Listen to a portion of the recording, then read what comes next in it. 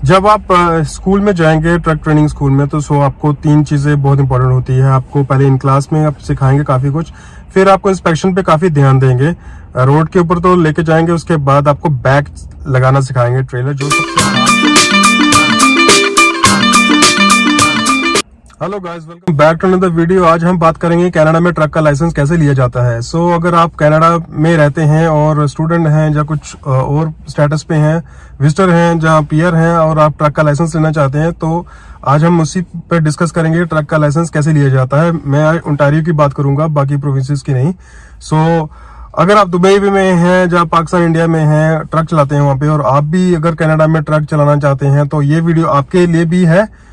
शुरू करते हैं। सबसे पहली बात, कनाडा में ट्रक के लाइसेंस को एजी बोलते हैं और डीजी बोलते हैं। स्पेशली एजी जो बड़ा ट्रेलर होता है उसकी बात करेंगे हम। उसके लिए आपको पहले स्टेप बाय स्टेप कार का लाइसेंस होना बहुत जरूरी है। अगर आपका पास कार का फुल लाइसेंस है तभी आप ट्रक चला सकते हैं कनाडा में। कोई शॉर्टकट नहीं है कि आप डायरेक्ट आके ट्रक का लाइसेंस लेंगे। उससे पहले मैं आपको थोड़ा कार के लाइसेंस के बारे में एक्सप्लेन कर देता हूं कि यहाँ पे कार के लाइसेंस के 3 प्रोसेस होते हैं, G1, G2 and G। G1 जो होता है वो रिटन टेस्ट होता है, जो बैक होम में होता है। रिटन टेस्ट आपको ऑनलाइन साइट से पढ़ना पड़ेगा। यहाँ पे बहुत सारी वेबसाइट्स हैं, apnaToronto.com, और भी काफी एप्स वगैरह होती हैं, वहां से आप चेक कर सकते हैं। नहीं तो गूगल पे जाके चेक कर सकते हैं, आपको मिल जाएगा स्टफ। वो रीड करके आपको रिटन टेस्ट देना होता है। उसमें कुछ नहीं होता है, 40 क्वेश्चन होते हैं। 40 क्वेश्चन में 20 रूल्स होते हैं, 20 साइंस होते हैं। रूल्स होते हैं कि आप रोड के ऊपर रूल्स कैसे फॉलो करेंगे, कि डिफरेंट सिचुएशन के सिनेरियोज होते हैं, वो आपको पढ़ के वो 20 में से 16 क्वेश्चन ठीक करने होते हैं। साइंस में होता है जैसे left turn signal, right turn signal, sign board आया है उसको क्या मतलब है, 50 लिखा है क्या मतलब है, वो सब साइन का है। उसमें भी आपको 20 में से 16 करने होते हैं पास करने के लिए। अगर आपका किसी में कम हो गया तो आप एक्स्ट्रा पैसा देके आप दोबारा से टेस्ट दे सकते हैं। जो सेक्शन आपने फेल की है, साइन की फेल की है या रूल्स की फेल की है। अगर आपने दोनों फेल किए हैं तो दोनों दोबारा देने पड़ेंगे।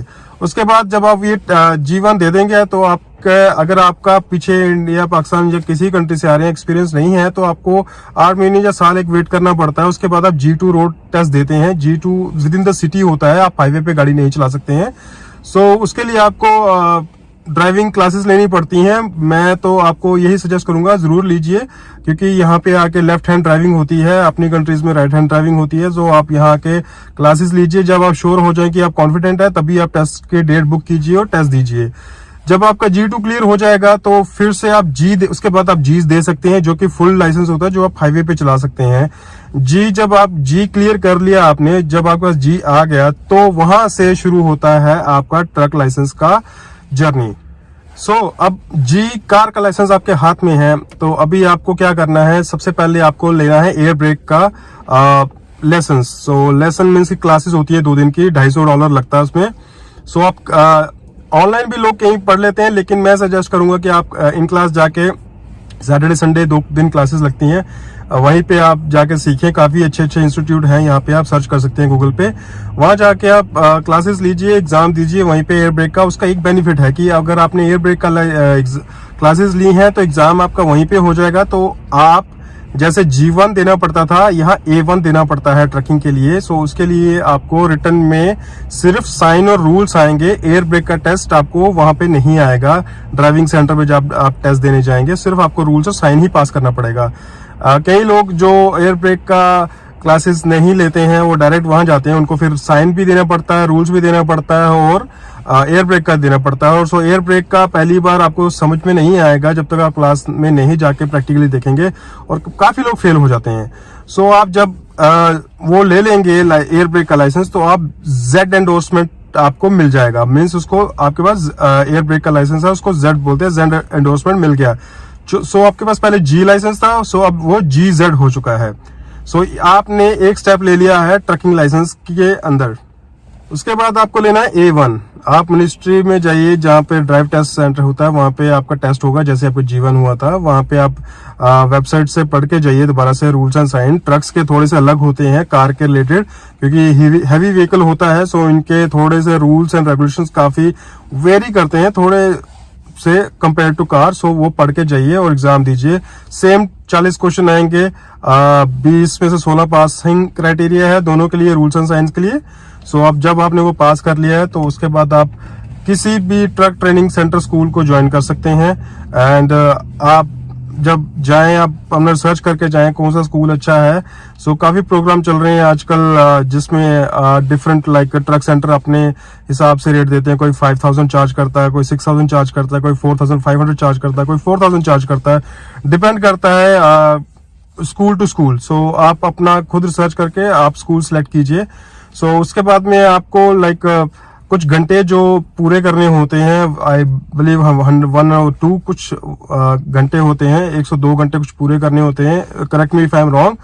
वो घंटे की ट्रेनिंग जब आपकी पूरी हो जाती है तो उसके बाद ही आप AZ का टेस्ट दे सकते हैं, जो कि ट्रक का रोड टेस्ट होता है।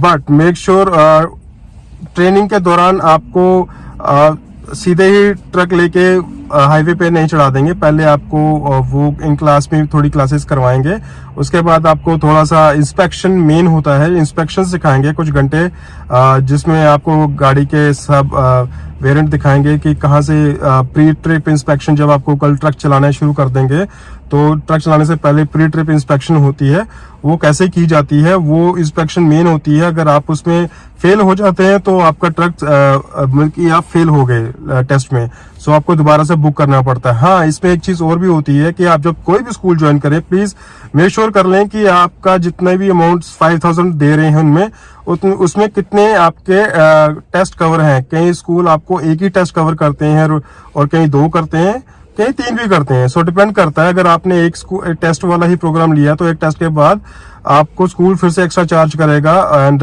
फिर से आपको एक्स्ट्रा पैसा देना पड़ेगा उसके लिए। तो फिर आप टेस्ट के लिए अप्लाई कर सकते हैं।